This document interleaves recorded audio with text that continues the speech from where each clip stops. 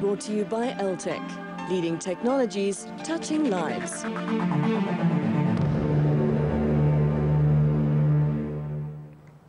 Welcome back to Power Lunch. The University of Cape Town's Graduate School of Business recently conducted a study on factors that have helped South Africa's top financial services sector entrepreneurs achieve success.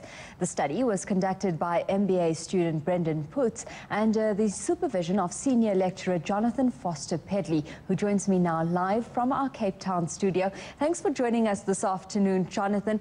Well, the financial sector is certainly gaining some attention and back in vogue on the JSE at the moment, but we're looking at the sector from a different perspective today. Let's look at the status of the financial sector in South Africa at the moment. It's very dynamic. It's a volatile environment in many respects. It's gone through a lot of transition, and it's extremely complex.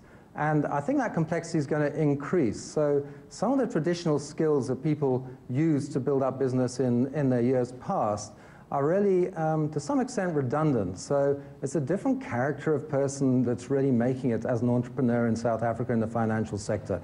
There's more regulation, there's more transparency, but also there's far more competition. So it's an exciting market, and one on which, of course, we all depend.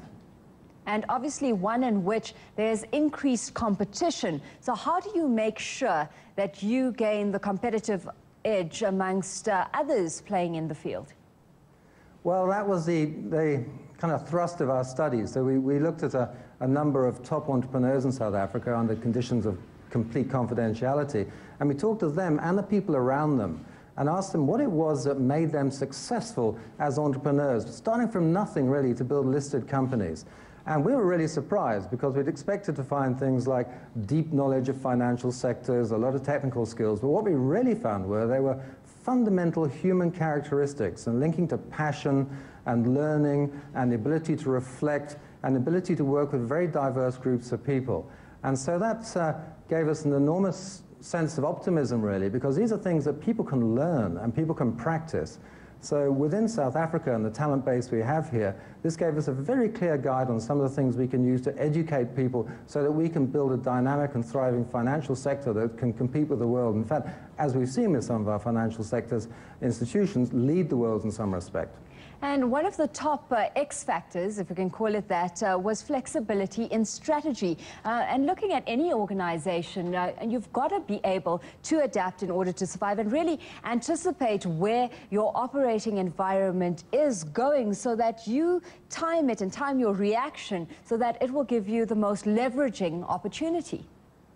Well, spot on. And that was one of the things that historically, we've been very good, I suppose, at structured strategic approaches, boss parades, planning process. What we're finding now is that people are much more concerned about being vaguely right rather than precisely wrong, if you like. So as the market and the landscape moves, people are more concerned about how can they set themselves up in a position so they can capture the trends early.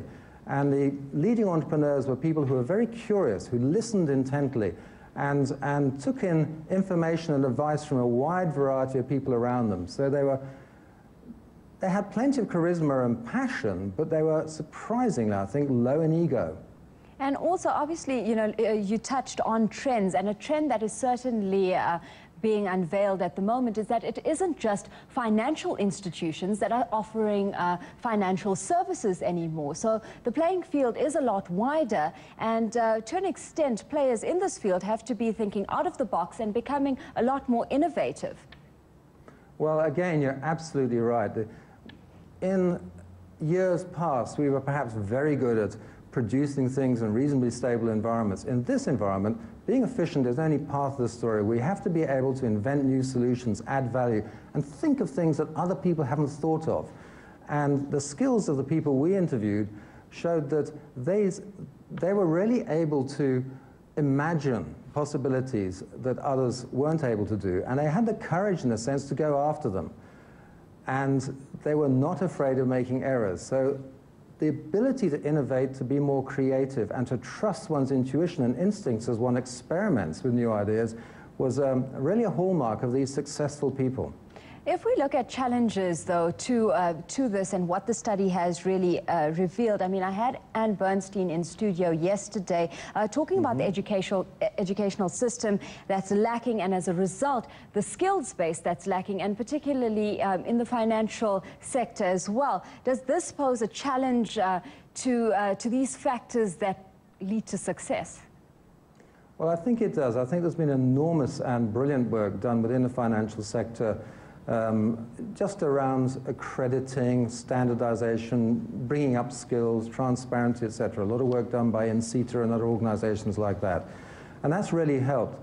And I think having a very sound discipline is a good starting point for innovation. I think there's often a presupposition that innovative and creative people must somehow be wild and out there, and it's just not true. In fact, a very strong discipline, the grounding in either financial skills or other skills, or any other medium, if you like, is a very helpful point in later life to become very creative. So I think all the work that's been done here is in that sort of education is really important. And I think that extends through to the schools and universities as well. Certainly in our institution, we're focusing a lot more on innovation, creativity, and new ideas, and in collaboration with unusual partners.